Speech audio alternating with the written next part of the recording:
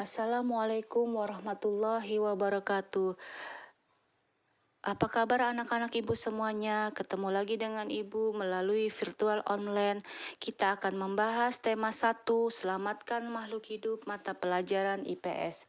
Anak-anak ibu bisa buka buku PH halaman 199 sampai 204 dan buku tema dengan judul Selamatkan Makhluk Hidup pembelajaran 1 halaman 8 sampai 14 dan pembelajaran 5 halaman 49 sampai 50.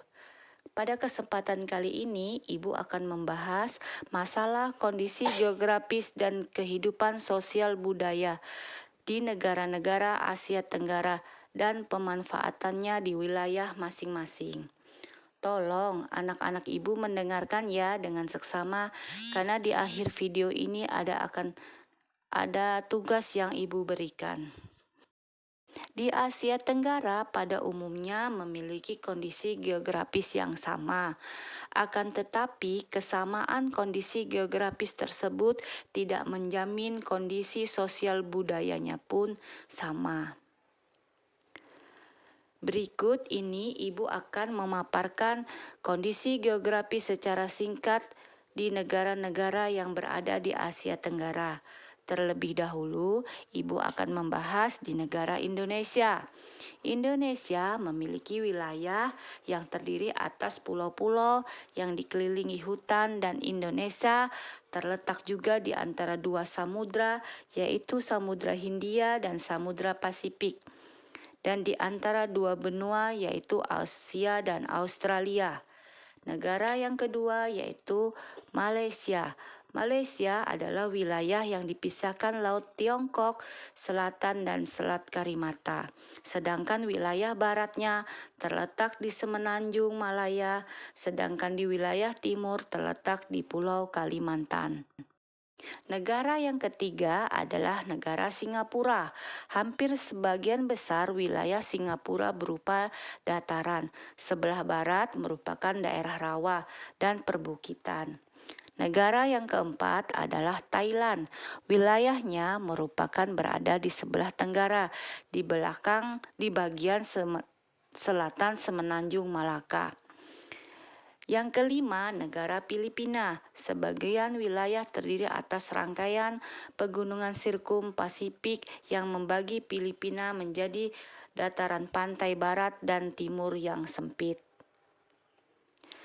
Kemudian negara yang keenam, yaitu Brunei Darussalam.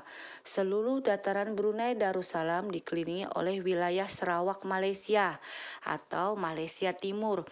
Wilayahnya memiliki daerah dataran rendah dan pantai berawa di bagian perbukitan di bagian timur. Sedangkan negara yang ketujuh adalah Vietnam.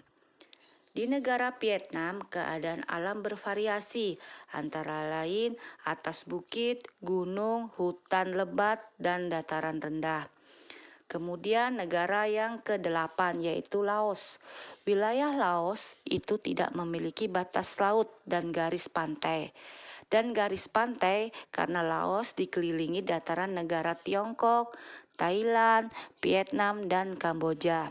Secara umum wilayahnya bergunung-gunung dengan hutan tropis yang sangat lebat. Negara ke-9 yaitu Myanmar. Keadaan alam Myanmar berupa dataran rendah hingga pegunungan. Sedangkan negara yang terakhir yaitu Kamboja. Sebagian besar wilayah Kamboja merupakan dataran rendah dan dataran tinggi yang bergelombang di bagian timur. Di negara-negara Asia Tenggara ada beberapa negara yang memiliki persamaan di bidang sosial budaya. Ya, ini adalah tugas yang harus kalian kerjakan. Tugasnya adalah di negara-negara Asia Tenggara ada beberapa negara, misalnya negara Indonesia dan Malaysia yang memiliki persamaan di bidang sosial budaya. Sebutkan apa persamaan dan perbedaan di antara kedua tersebut. Dikerjakan ya, nanti ditulis di kertas. Kemudian dikumpulkan, dilihat lewat via WA, langsung japri ke ibu. Anak-anak ibu, jangan lupa menulisnya rapi ya. Jangan sampai ibu susah membacanya. Selanjutnya, Ibu akan memaparkan tentang pemanfaatan kondisi geografis di Asia Tenggara. Sama yang akan Ibu bahas lagi kita di negara Indonesia. Di Indonesia, pemanfaatan geografisnya digunakan sebagai lahan pertanian dan perkebunan yang menghasilkan padi, sayur, dan karet. Kemudian negara yang kedua yaitu Malaysia. Kondisi geografis Malaysia adalah hutan yang digunakan sebagai penghasil kayu yang menjadi komoditas ekspor di kawasan pantai dimanfaatkan untuk lahan pertambangan. Negara yang ketiga adalah Singapura. Singapura tidak memiliki banyak sumber daya alam, tetapi usaha pertanian dilakukan secara hidroponik dan beberapa wilayah digunakan untuk peternakan unggas. Sedangkan negara yang keempat adalah Thailand. Thailand memiliki kegiatan pertanian yang banyak dilakukan di sepanjang Sungai Chao Phraya. Pertanian terbesar adalah padi sehingga wilayah Thailand dijuluki sebagai lumbung padi utama di Asia Tenggara. Negara selanjutnya yaitu Filipina. Masyarakat Filipina memanfaatkan dataran rendah sebagai lahan pertanian dan perkebunan. Hasil pertaniannya antara lain jagung, padi, ketela pohon, tebu, dan tembakau.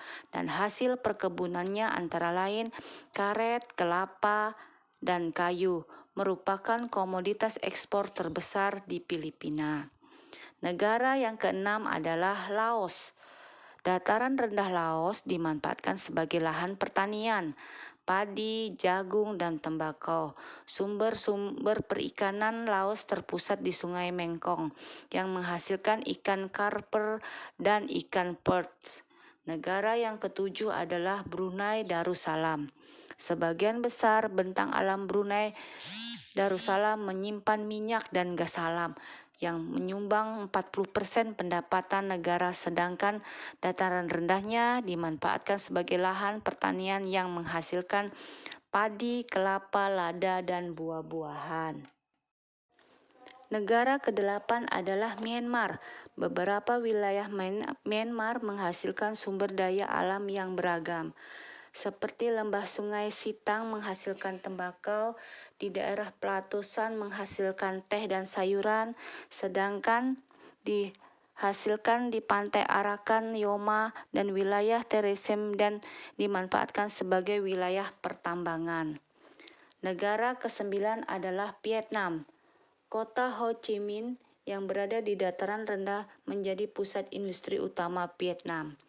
Industri utama di daerah Vietnam antara lain pengolah makanan, penggiling padi, dan tekstil, dan sebagian dataran rendah dimanfaatkan sebagai lahan pertanian yang menghasilkan rotan, sayuran, jagung, ubi jalar, dan kopi. Dan hutan utama di Vietnam penghasil kayu jati. Negara ke-10 adalah Kamboja. Kamboja memiliki Danau Tonle Sap yang merupakan penghasil ikan tawar utama di kawasan Asia Tenggara, dan sebagian di daerah sekitar sungai dimanfaatkan sebagai lahan pertanian yang menghasilkan padi, umbi-umbian, jagung, dan buncis, dan ada pula digunakan sebagai lahan perkebunan yang menghasilkan karet dan tembakau. Demikian materi kondisi geografis dan pemanfaatan di kawasan Asia Tenggara. Mudah-mudahan materi yang Ibu sampaikan dapat berguna untuk anak-anak Ibu semua. Kemudian soal akan Ibu share melalui link Google Form. Selamat bekerja semuanya. Assalamualaikum warahmatullahi wabarakatuh.